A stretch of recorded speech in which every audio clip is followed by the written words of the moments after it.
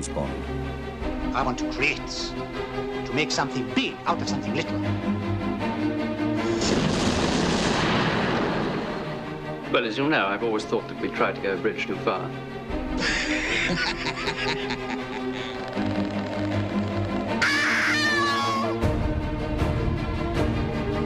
Inside this room, all of my dreams become realities, and some of my realities become dreams.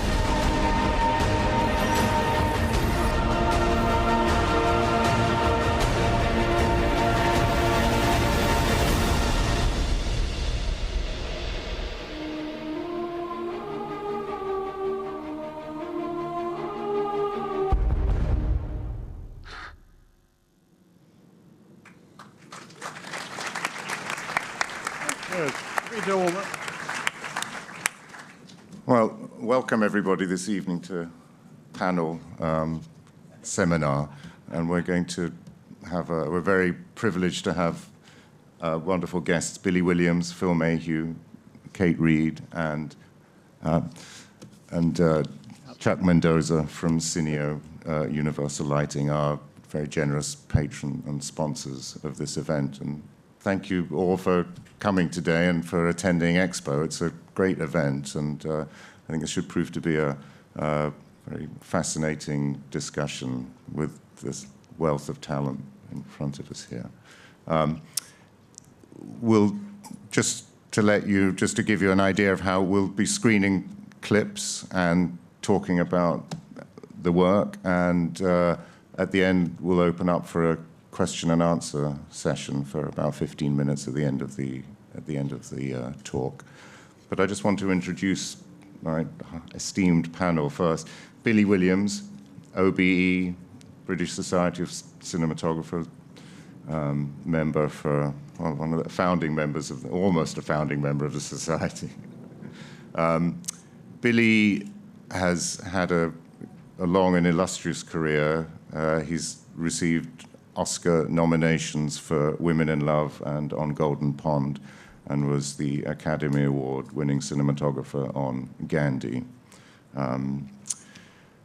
Phil Meheux, one of the most outstanding cinematographers of our time, in the last 50 years, I would 60 years, 50, 60. But Phil began on the BBC trainee scheme in the 1960s, and then moved on to becoming a staff cameraman at the BBC. And his talents were spotted, and he was plucked out of the BBC and thrust into the world of feature filmmaking. A seminal film that, not quite your first film, but The Long Good Friday, I think we all know as a film that's been a very formative film for many of us, and that was Phil's fine work. And from there, he's managed to have such a varied career, straddling gritty British drama and star-driven Hollywood blockbuster vehicles. And the film that we'll be looking at quite closely is Casino Royale, that film did spectacular work on. And we're very grateful to have Kate Reid with us. Kate was chosen by Definition magazine as one of the ascending stars of cinematography.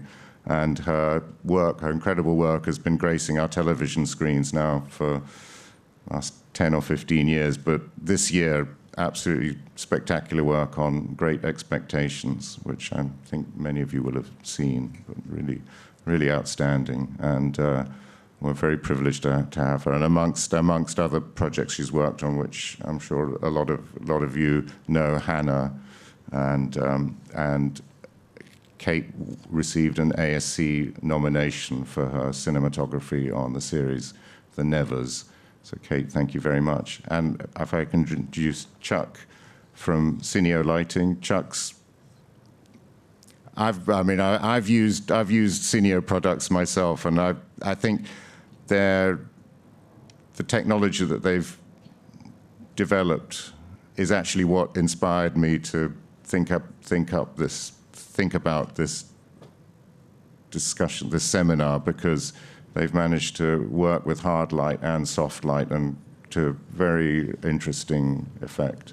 And we'll discuss some of that, their product technology later.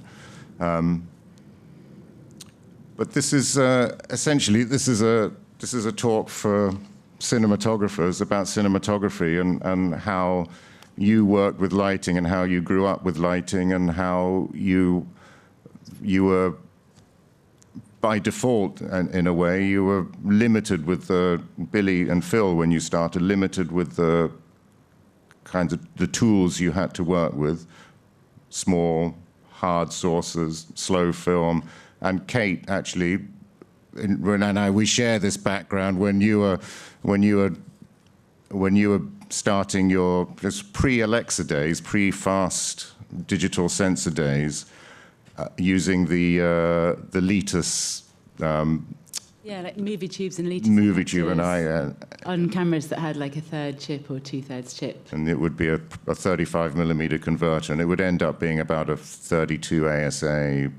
Yeah, like so the camera at best would be 320 to start with, and you'd knock off a couple of stops once you'd stuck this adapter on it. That meant you could take nice glass. Yeah. So that was kind of the world that I came out of film school. Either you were lucky enough to shoot on film, or you were. Yeah. In that but actually, world. an interesting point that you made was if you wanted a faster, more light-sensitive medium, you had to shoot on fast. You had to shoot on film. Yeah, exactly. So it was it was a huge step backwards in many ways.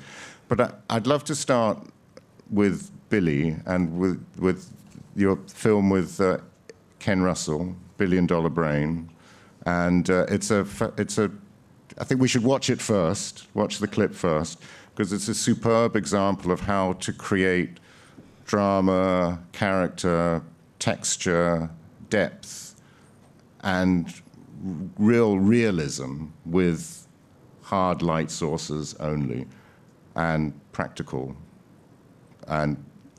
sources as well, which had to be factored into the scene too.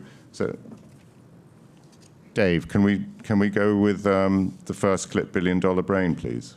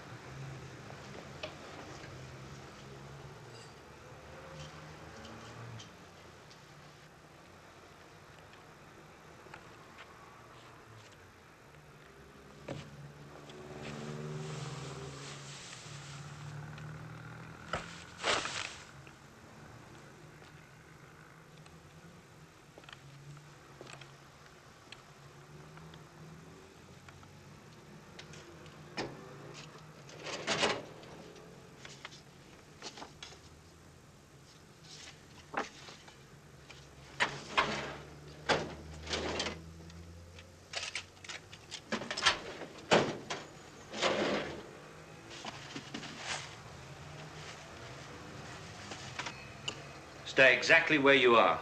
One move and I'll shoot you dead. Right. Now raise your hands above your head slowly and turn around.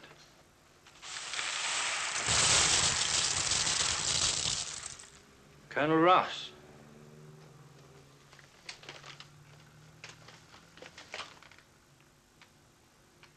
You're under arrest. Palmer, before I came, I took the trouble of getting a D-72 authorization, an AF-410, and a search warrant from the Metropolitan Police. Oh. Is this what you were looking for? You get all your equipment from Kellogg's?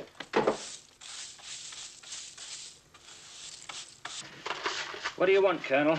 I want you back in MI5, and I want you back now. Oh, I am touched. But since you left us, I've managed to persuade Treasury to upgrade your old job to C3. Wow. £300 a year extra. Why don't you stop pretending to be a detective and get yourself a decent job? What's the matter, Colonel? Your mortality rate gone up?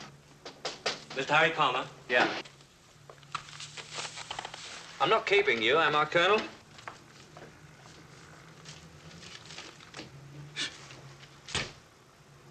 Your business is dead, Palmer.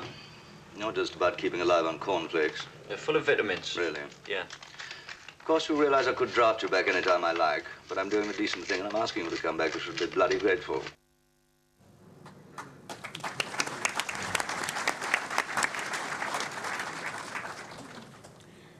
Well, this, thanks to Ken Russell, was my first major movie. I started in documentaries and then moved into commercials, which were a stepping stone to learn something about lighting. And I shot a few low-budget movies. And this picture came along by default because the cinematographer who'd photographed the two previous films with Harry Palmer, Michael Caine, refused to have a medical. And the film was going to be largely shot in the winter in Finland when winters were very cold. And Harry Saltzman said to Ken Russell, well, who do you want to photograph it? And Ken asked for me. And all I'd shot with him was a few commercials. And so this was a big step into the unknown because I hadn't worked on big sets before.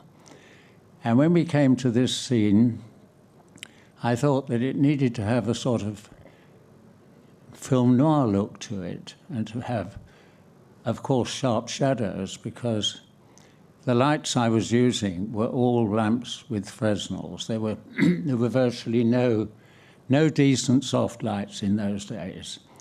And I always worked on the premise that I could get away with one hard shadow, but as soon as you started putting in fill light, unless you were very careful, you got additional second and third shadows on the set, which I was trying to avoid. And so on this set, I spoke to the construction. I said, I want a ceiling piece, the size of the set, and I want you to hang it above the spot rail. And so I shone a couple of 5Ks or 10Ks onto the ceiling piece, and that was my fill light. I wanted a minimum of fill light, and the rest of the light was 2Ks, 5Ks, just coming from a single source when you switch the light on. And that technique, I felt it suited the scene. And I do remember Freddie Francis many years ago saying, there's good photography and there's bad photography, and there's the right photography. And finding the right photography to create the right atmosphere for the film you're making and the scene you're out to shoot is, I think, what it's about. Yeah, well, it's really interesting to hear using 2Ks, 5Ks, 10Ks, because it looks like 150s and 300s, little tiny spotlights. But, well, the film is 50 ASA. 50 ASA, and you're working at probably T4 as well, aren't you? Yes. So that's... Yes, it was a lot of light. I preferred to work about 3, 5 or 4. I didn't particularly like shallow depth unless I didn't have enough light. Yeah, well, especially because there's some good deep two shots there as well, and you want to be able to hold the focus between two characters often. That's good. Well, thank you, Billy. That was a great insight into that particular way of working, which leads us on very naturally to Phil. And I wanted to we're going to jump ahead a few decades to Casino Royale. Phil shot the movie, which we all know and love, but it's that opening sequence, black and white, XX 200 ASA, correct? Yeah. XX 200 ASA, 35mm black and white. Really quite a very bold move for a James Bond film, especially opening sequence. It was Daniel Craig's first. Correct. First Well, the first script takes him outing. back before he becomes a 007. Yeah.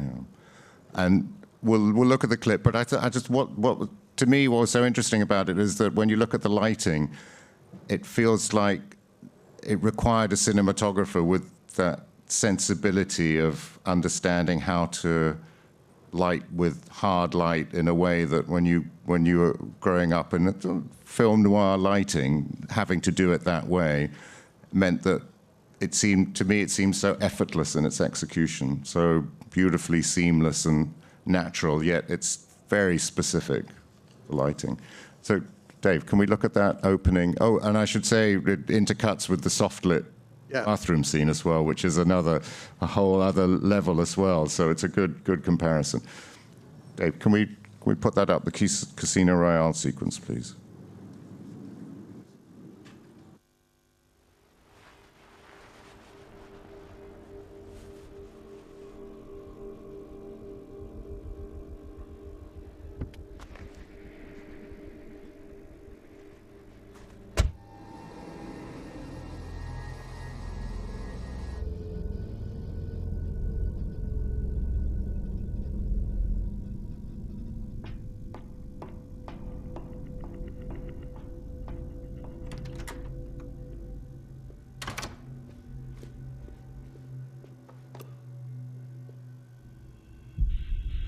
Em really doesn't mind you earning a little money on the side, Dryden.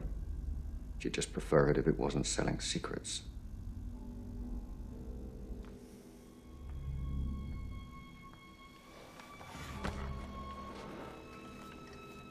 If the theatrics are supposed to scare me, you have the wrong man, Bond. If Em was so sure I was bent, she'd have sent a 00. Benefits of being section chief. I don't know if anyone had been permitted a 00 status. No. Your file shows no kills, and it takes 2.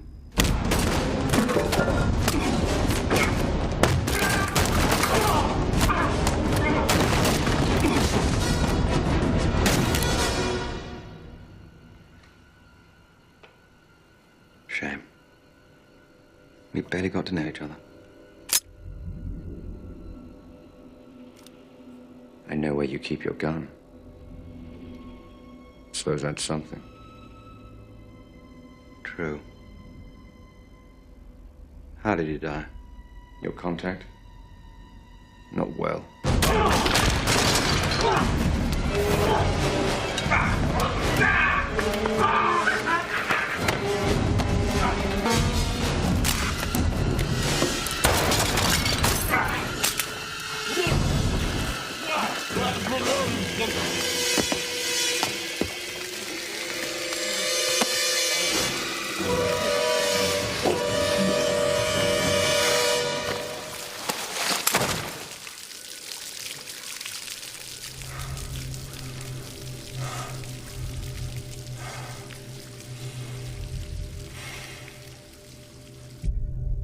Made you feel it, did he? Well, you needn't worry. The second is... Yes. Considerably.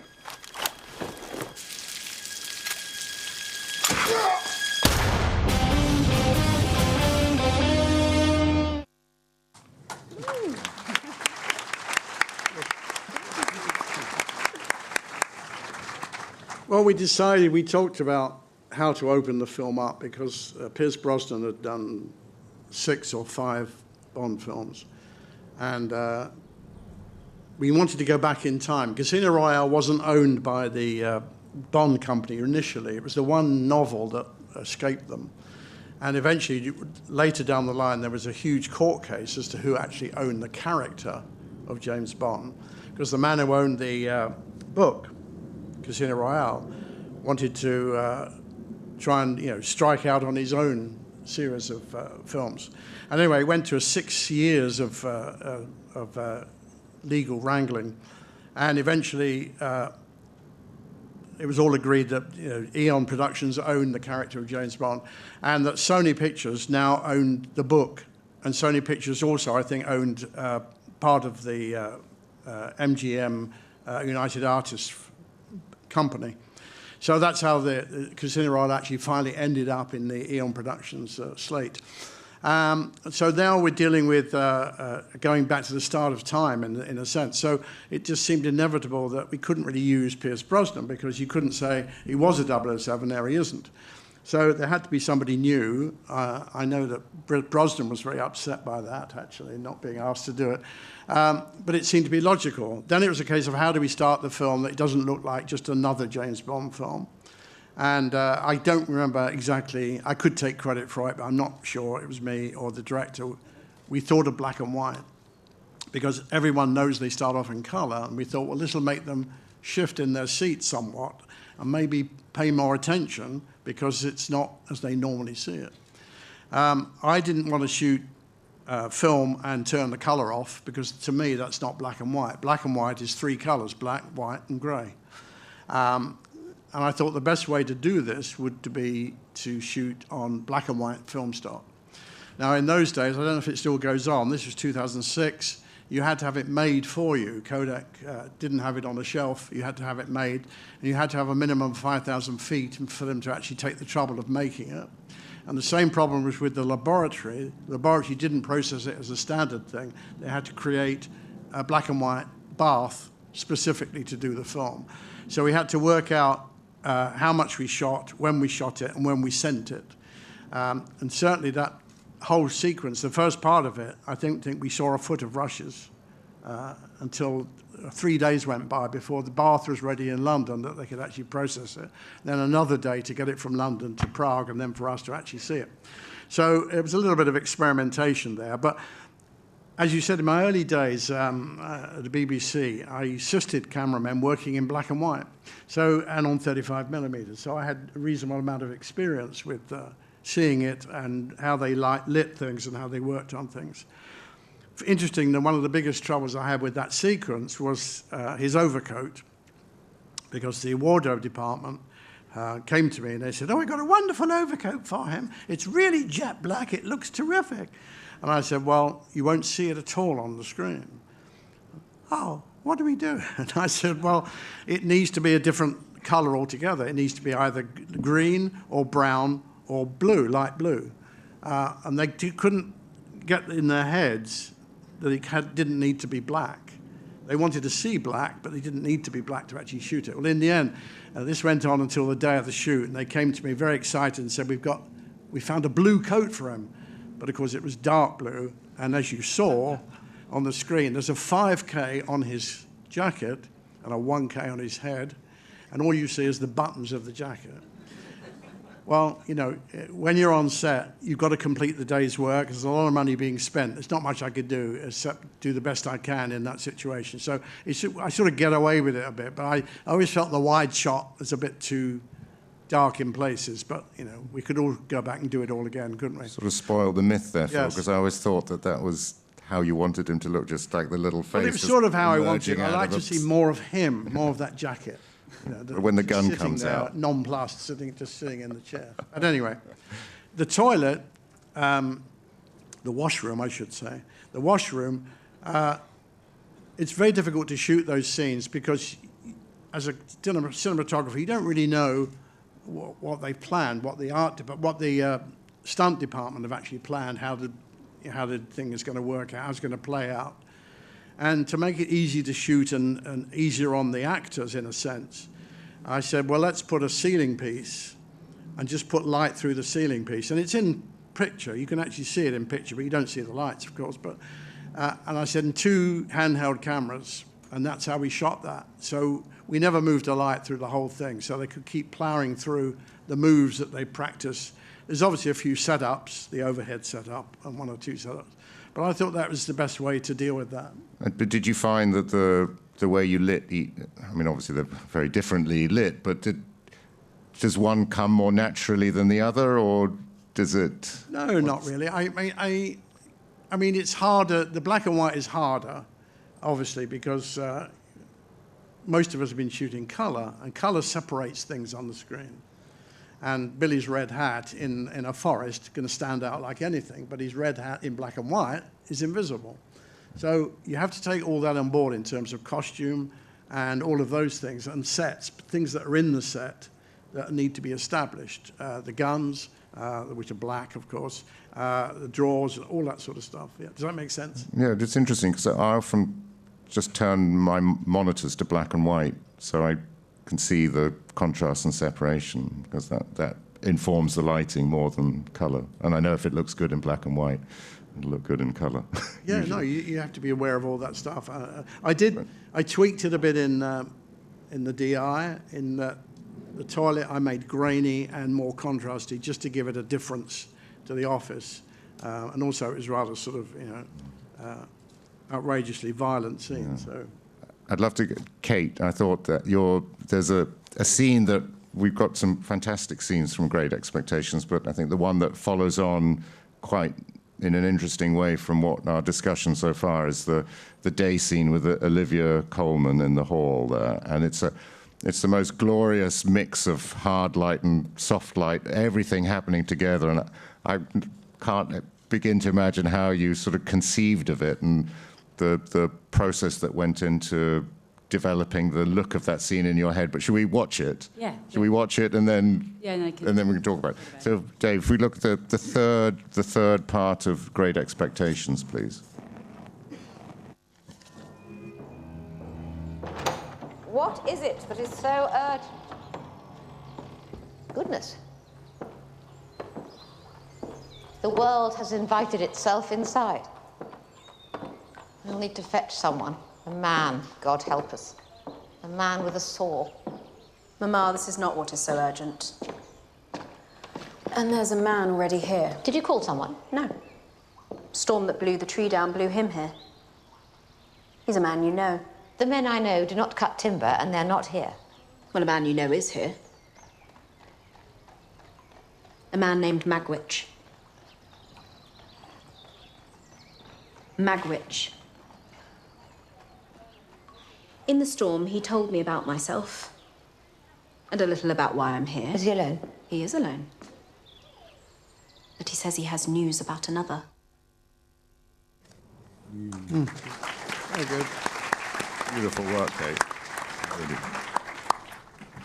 Really. Well, Great Expectations is quite a dark series, and I shot 5 and 6, and so for most of those episodes, it'd either been night exteriors or interior night. And this is like the moment after the storm where you get a breath of fresh air. So it was a bit of a palate cleanse for the audience. And that was really the first time using hard light in those episodes, because up until then it generally been much, much softer.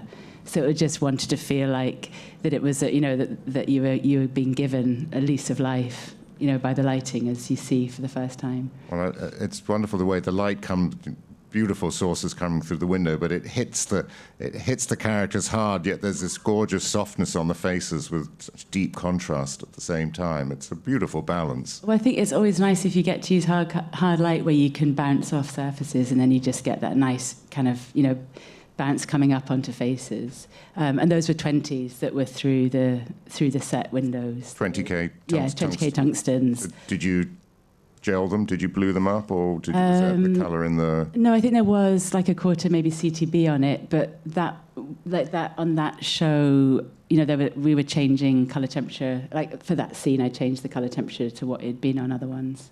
Okay. I'd have to check what it was, but so I think that's the kind of fun that you get now when you're working digitally, and you can just make those small tweaks in the camera to shift your base colour temperature, and then.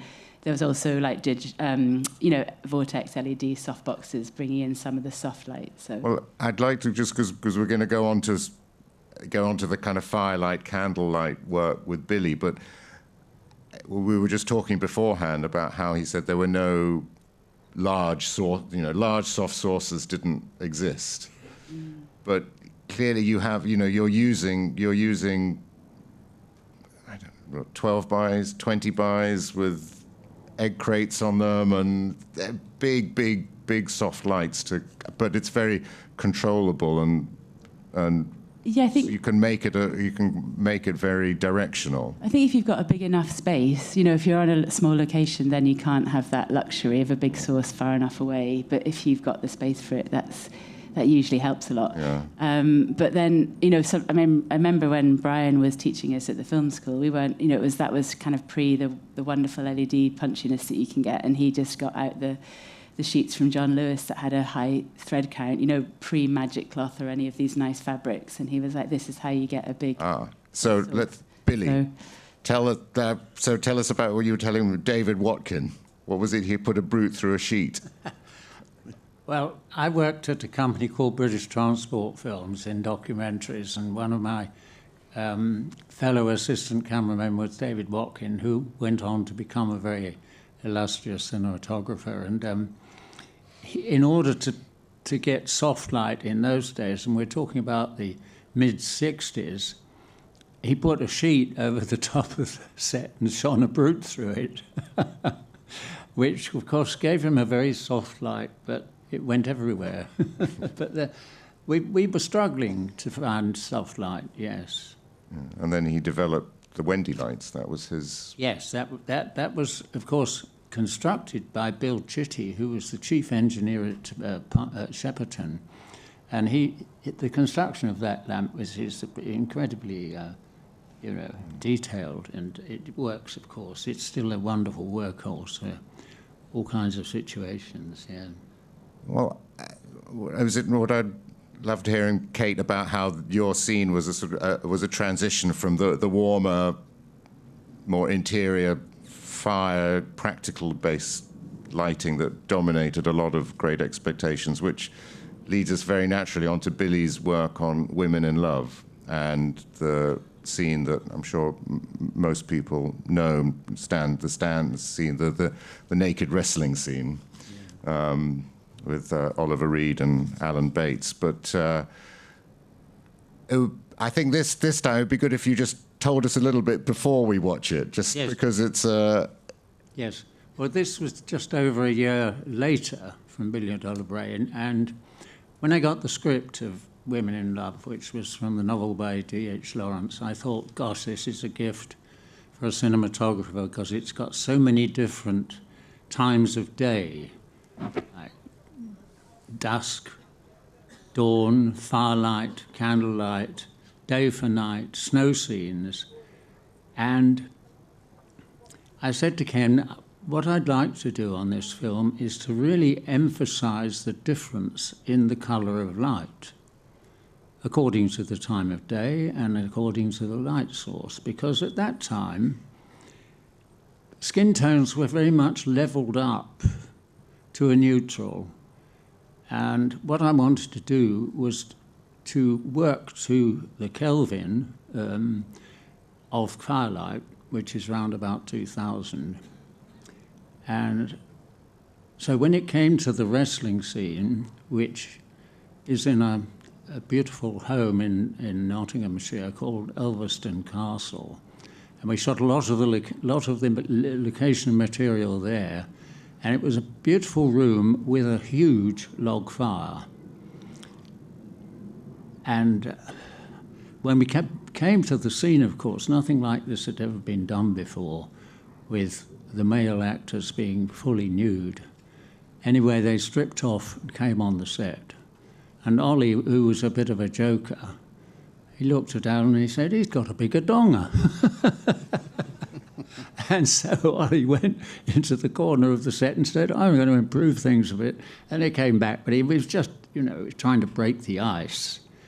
And we initially shot with them fully nude with two handheld cameras, David Watkin and Mervyn Wilson, with two different lenses. And we shot the whole of the scene when they're nude, and then the next day we shot the dialogue, because with the ARRI 3.2Cs, you see, you got camera noise, and Ken wasn't worried about that, because you very rarely see a real fire in a film, because for two reasons. One is it's not safe to do it on set, and the other is the fire crackles.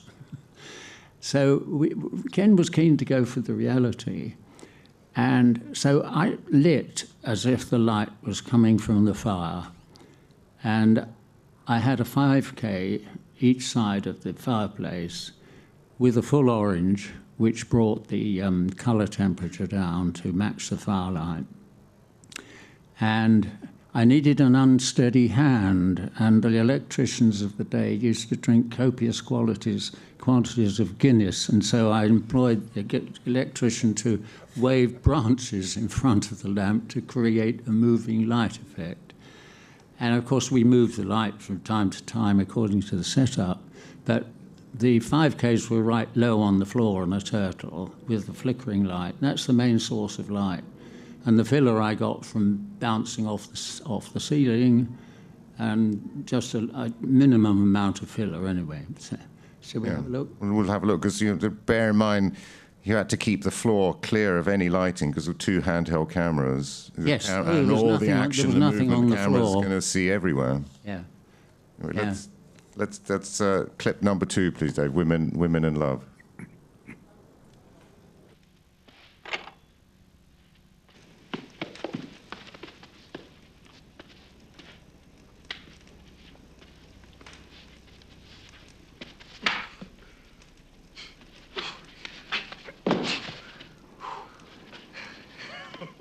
That's good.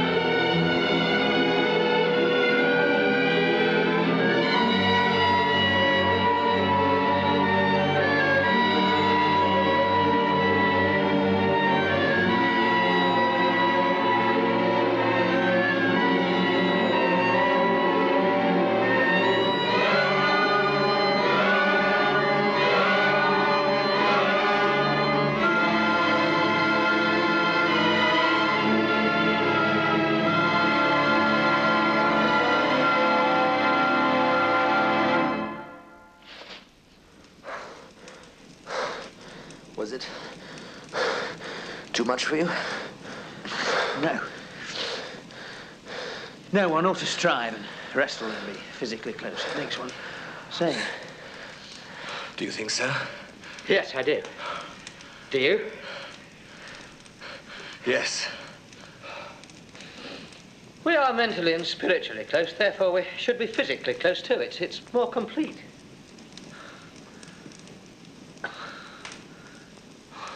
You know how the old German knights used to swear blood brotherhood? Yes. Make wounds in their arms. And run blood into each other's cuts. Yes. Mm-hmm.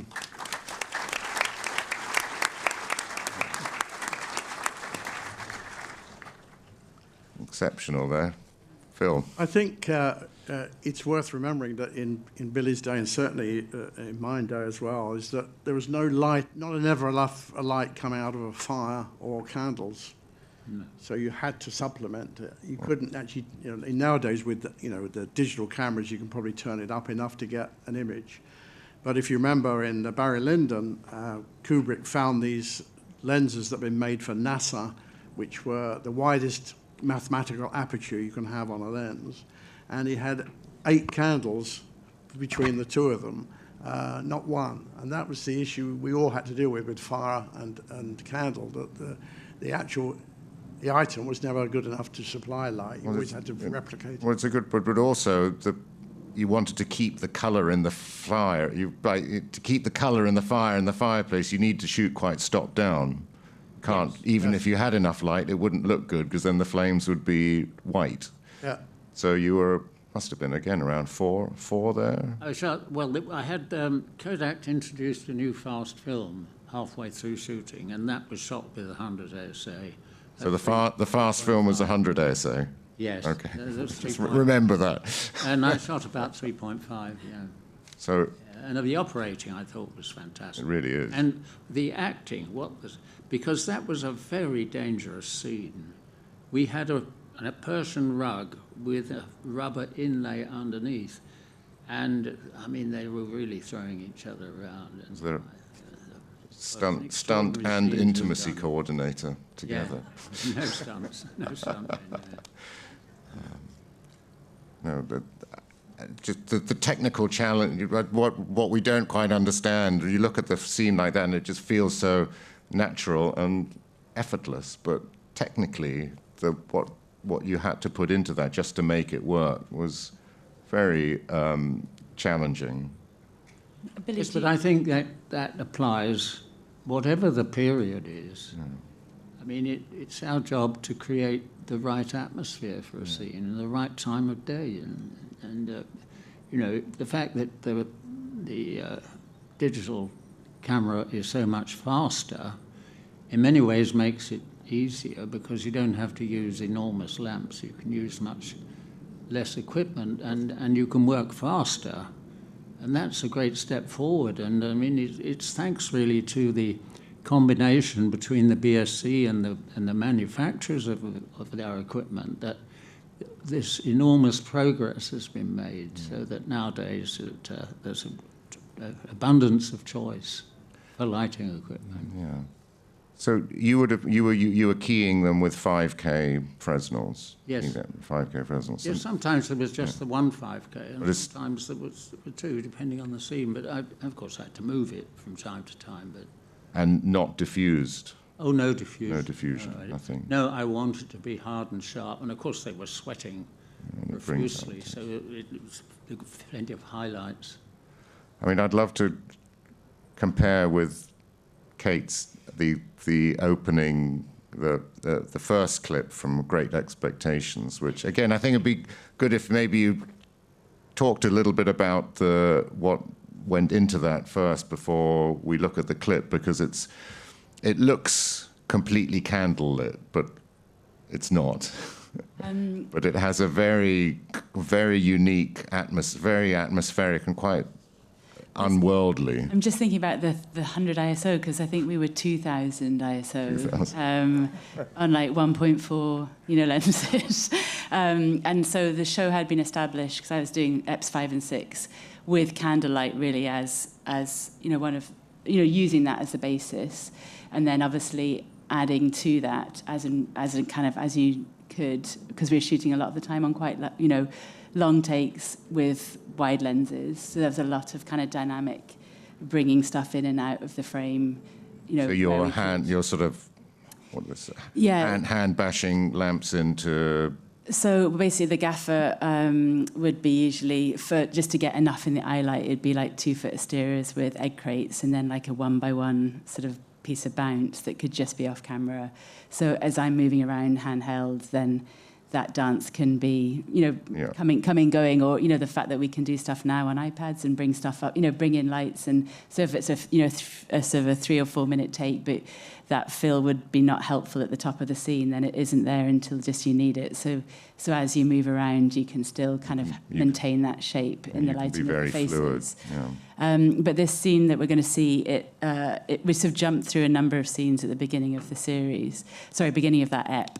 And it's in a cave, which was hugely challenging to be underground because using flames. Do you want to look at the scene that because we got 2 clips? Is it the opening one or the track through the corridor? I would just say play the 3 because they kind of can go together and they're only about a minute. So just run them. So if we go to the number at the beginning of Great Expectations, please, Dave. The one.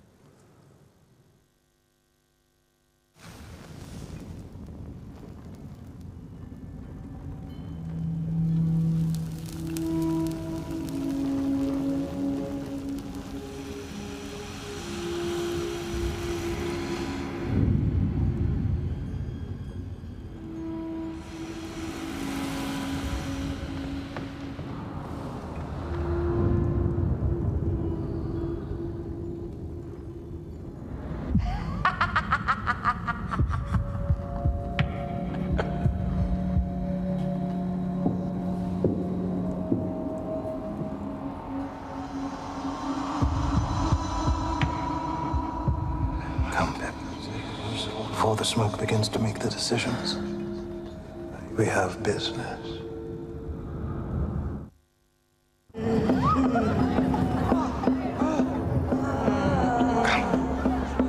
There are 3 young actresses who caught the eye of many lovers of Shakespeare in the Covent Garden the other night. That's the reason we're here, Pip.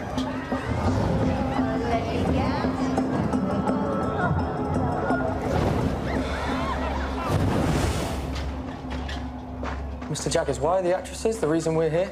There are 3 of them, and there are 3 of us. Dear God, Mr. Jaggers. Drummer must sign over his share tonight, so a distraction is in order. Hello. Double, toil and trouble. Hello, ladies. Really keep you waiting.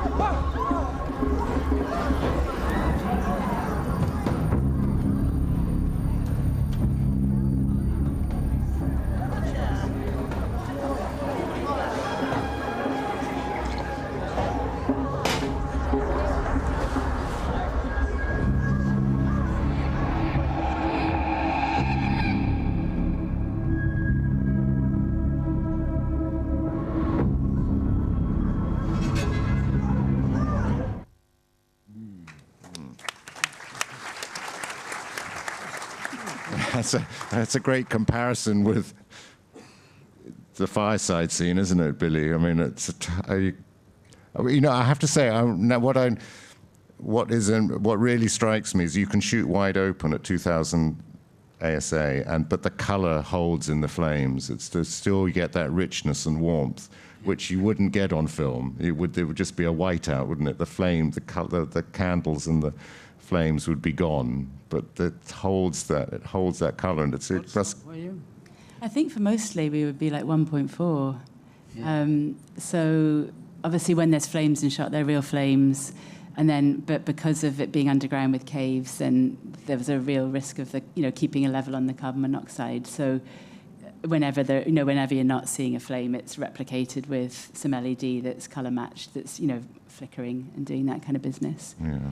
I probably would have chosen to have a bit more light if possible, but just practically in that space, it wasn't very easy to do. And we were working off batteries for everything because, again, just trying not to take a lot of equipment underground and all the logistics involved. So there was a balloon in the middle of the cave. But it was white walls, it's white chalk, which was no one's choice. Well, that's interesting, that, because you've managed to keep the light.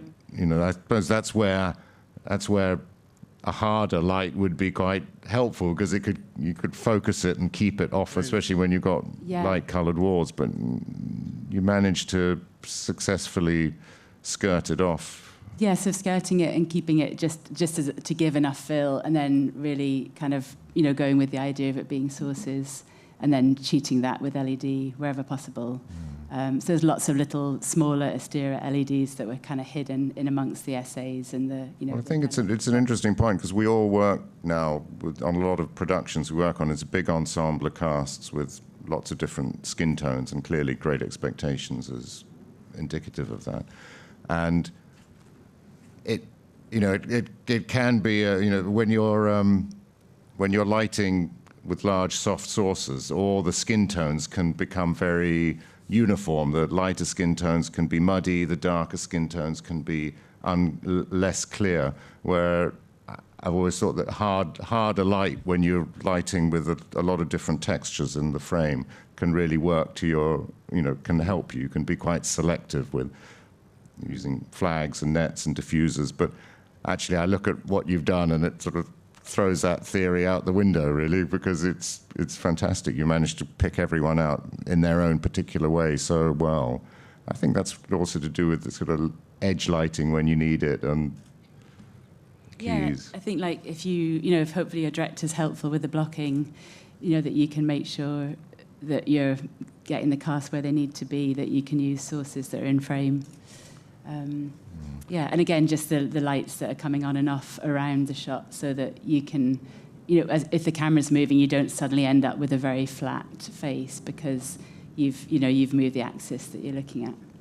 Well, listen, as I knew would happen, this has got so much. There's so much we can talk about, but I'd love to talk to Phil about, well, a personal favourite movie of mine, The Long Good Friday. I mean, it's really one of the films that made me want to be a cinematographer, or made me understand what cinematography means. There's so much wonderful work in it, but I'm always drawn to that final scene, and it's so minimal, yet there's so much depth and power to it, and the practical lighting, the lighting that you did, which you'll tell us about, and the best part is how it was directed. Yeah. But can we watch it first? Yeah, watch it first. So it's it'll be End. The Friday End, it's called. Yes, it'll be good. It'll just be called Good Friday, Dave, as opposed to Long Good Friday. So just the Good Friday. Good Friday End. End.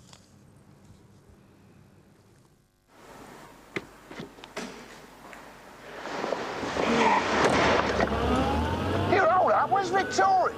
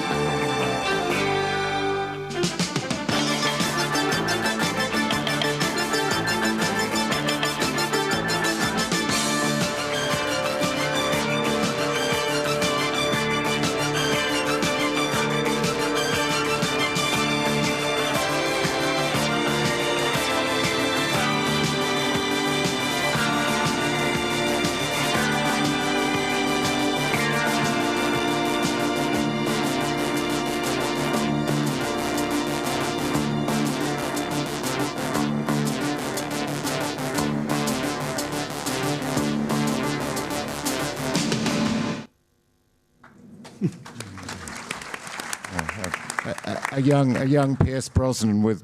He didn't have a line of dialogue in that film, did he? So that again, Pierce Brosnan, he didn't have a line of dialogue in the film, did he? That was his first film. That film. Yeah. Pierce Brosnan. We became friends actually after that because he turned up in he turned up as James Bond, of course, in GoldenEye, and also as Fourth Protocol and several other movies I did with him.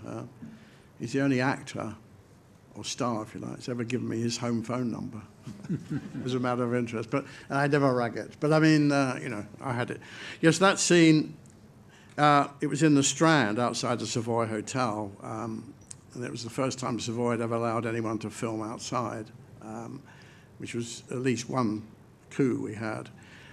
It was a question of how to capture that scene and everything that Bob was going through, realizing it's right at the very end of the film, and he realizes he can't win. He's not going to get what he wants. Up until now, he's been fighting them all, thinking, I'll make it happen. Don't worry, I'll cover it. And actually, at the end, all his emotions are on his face. And the only way, John Mackenzie was the director, and he wanted to drive down the Strand. Well, you can't light the Strand, can you? Well, you could if you had enough money and time, but you couldn't light the Strand. So it was a question of getting as much exposure as I could on the street, and there's very little as it is. That was 100 ASA film stock. So what we did was we took the passenger seat out where Pierce is sitting in the reverse angle, put the camera in there, BL, I think it was, one of the first BLs. And I put I don't know what it was, 40 or 60 watt light bulb plugged into the cigarette lighter, sticking on the end of the matte box. That was the only light in that entire scene. We shot wide open. I remember we shot the whole film on Cooks, which would have been 2-3 minimum, but there's possibility I rented super speeds for that shot. I can't remember, in all honesty. And what John did, amazingly, I'm in the passenger seat looking at Bob, and John's driving the car, the director's driving the car, and he's talking Bob through all of his emotions through the rearview mirror while he's driving down the Strand. Goodness knows if we nearly hit anything, but of course I'm facing the other way, so I don't know what's going on anyway. But John directed him through that whole scene almost continuously. Now you're thinking this, now you're thinking that. You think you've won, but no, you haven't really ever. Now you're in deep shit and blah, blah, blah, blah. So that's how that shot was obtained. Yeah, well, you wouldn't be allowed to do it like that now, would you? Well, I don't know. No one could see it. I don't think you'd allow the director wouldn't be allowed to drive the action car, and Say again? I don't think the director would be allowed to drive the action car. Oh, I see. Yes, health and safety. Well, I was quite happy. I mean, John was an erratic driver. I'd driven with him before, but and driving and well, Bob, what you're thinking? I think, gosh, but I wasn't looking that way. I was looking this way. So. Well, our time is running short, and I will open it up to some questions soon. But I've got Chuck Edwards from Cineo at the end of the table here. And I wanted to. I have a little story about a scene, the short scene that I shot on The Last Kingdom, and it's a good. I think to me, it sums up modern LED hard lighting, what you can do with hard lighting, and the way it can be very advantageous from a power point of view. We were set up to do this big night exterior by a lake. It was the end of an episode scene, huge, 200 extras, I think, and it was an hour, maybe an hour and a half to shoot the scene, and the generator packed up. We had an 18K on a cherry picker, and the generator went down. This was in Hungary, and it became obvious that it was not going to be fixed in time, and we couldn't go over, and we couldn't come back the next day. It had to be done then. So I asked the gaffer, is there any local power anywhere? And he said yes. And at that time, we had the prototype of the R10, which is the R15 Cineo Spotlight, which is a 1,500 watt lamp. And I said, well, look, stick it on the cherry picker. We'll go half spot on it just to try and get the exposure we need, and hope for the best. But let's just have a quick look at that. It's the first clip from The Last Kingdom, number 10.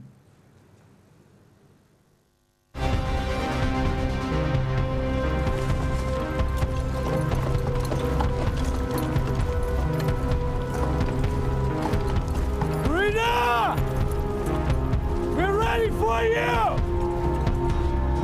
Rita!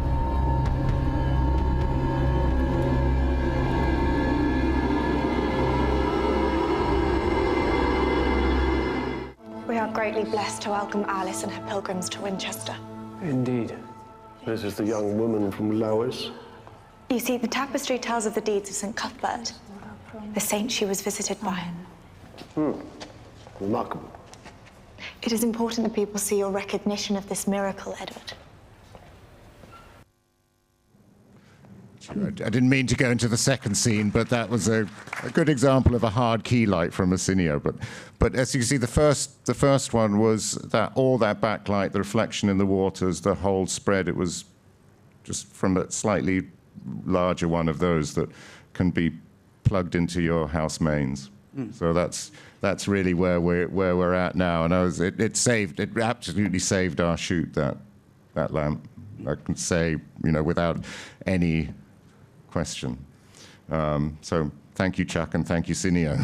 But I'm sure if anyone has questions for Chuck about his units, then we'll be able to answer. So we have 11 minutes left, and I'd love to open up the floor to some questions if anybody would like to ask a question.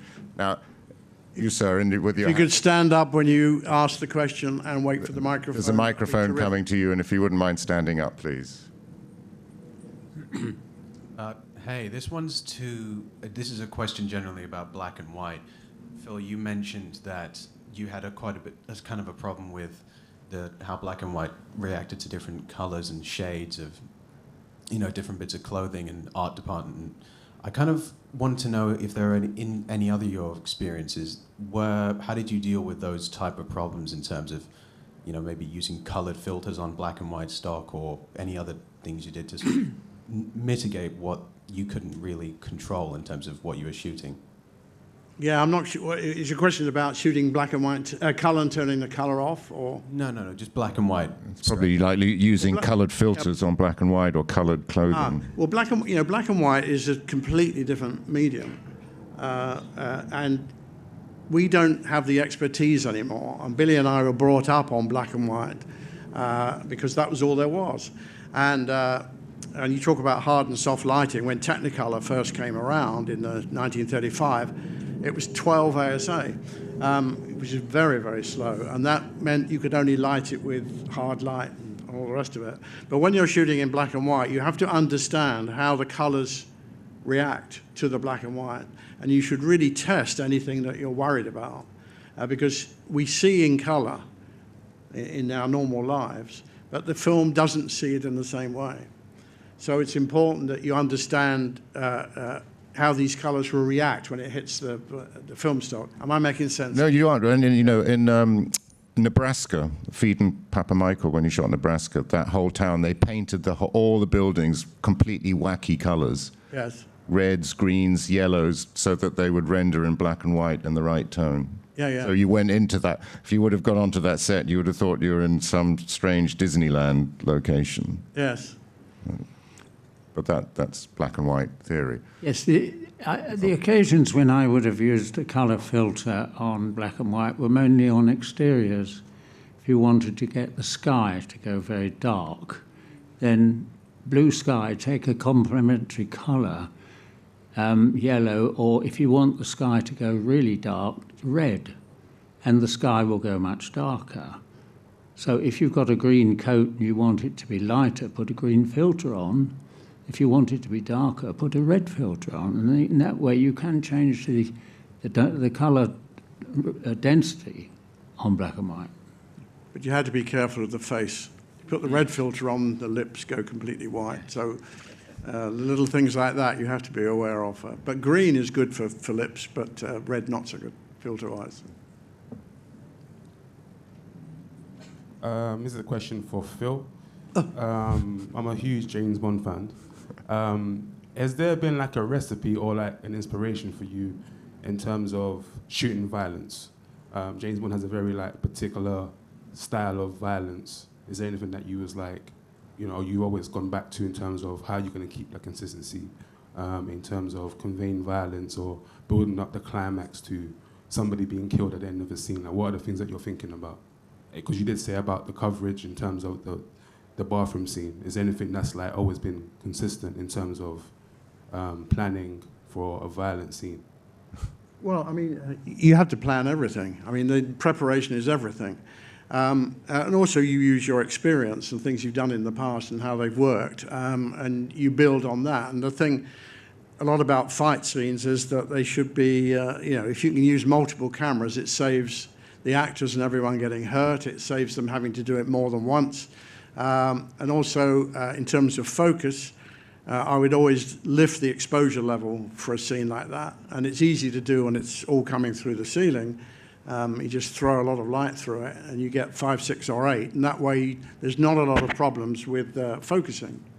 And the thing about action is that you can't really do it more than once. Really seriously dangerous action can only be done once. So you have to be ready for that, and you use all your past experience. Did I answer that question?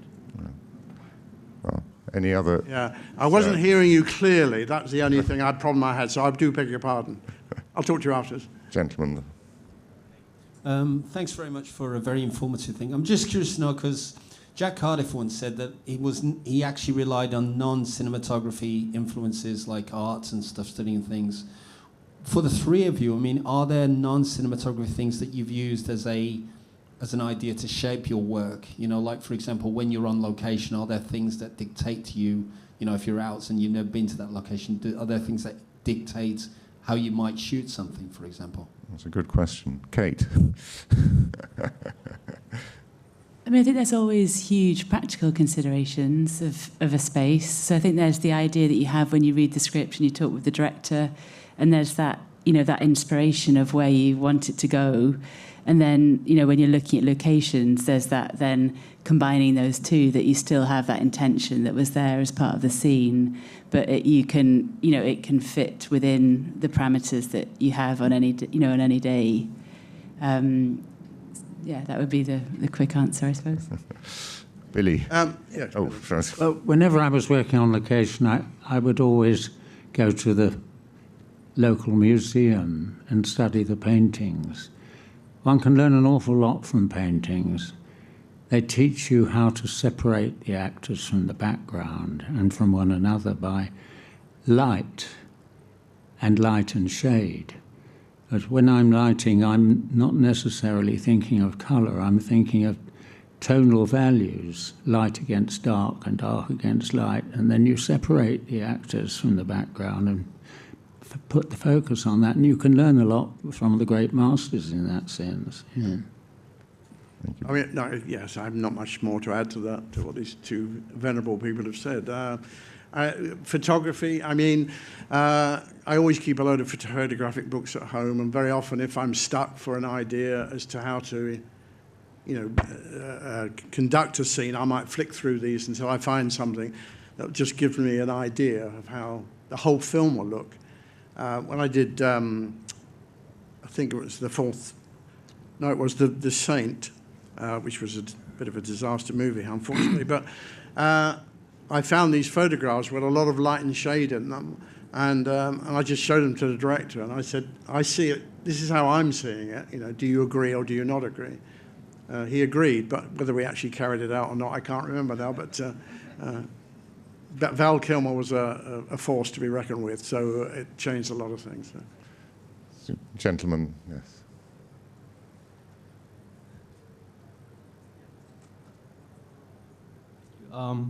This question is open to the floor. I'd say I'm fairly new to cinema, and I'm shooting my third short film, and I'm directing it, and I'm here with my cinematographer, Harry. A question about the relationship between a director and a cinematographer.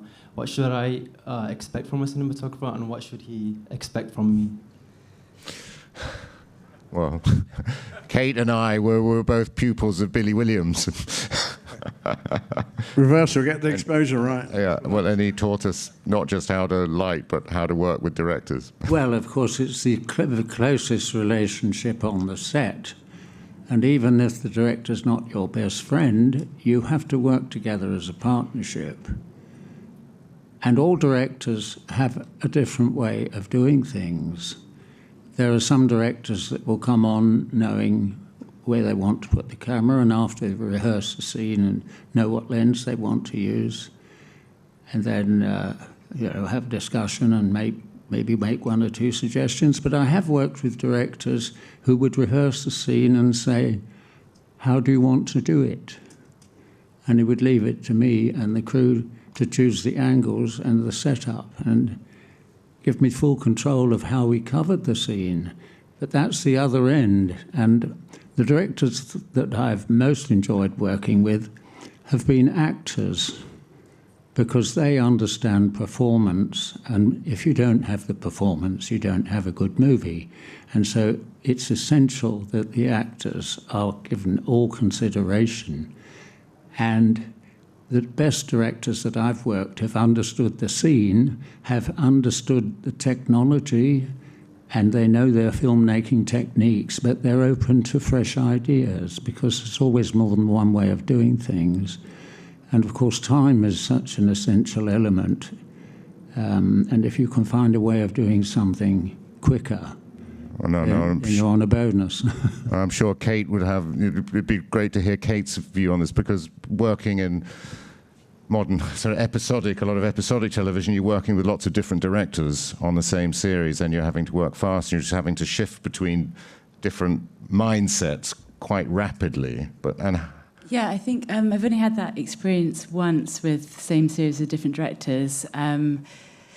But I think as a DP, if you can try and be open-minded and flexible in how you work, so that you're creating a space that's the best chance for the director and the cast to do their, great work. So, when you're thinking about how you prepare the scene, then having that in mind. I suppose, don't have a big ego and go to it.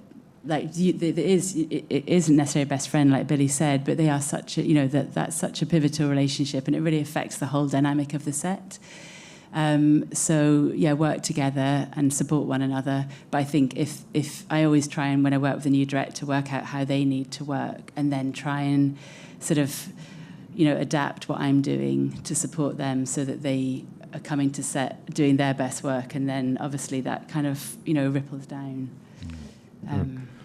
Thank you, Kate. Well, I think my red light is flashing here, so I think this brings our talk to a close.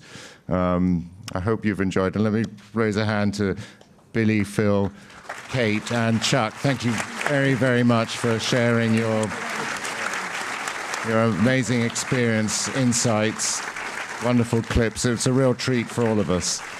Thank you so much, and enjoy the rest of your afternoon. And if there are any questions, Chuck is here if you want to talk about the R10 and any of the Cineo products on the Cineo stand, which is just out the door on the left, and superb soft lights, quantums, and the R series of hard lights.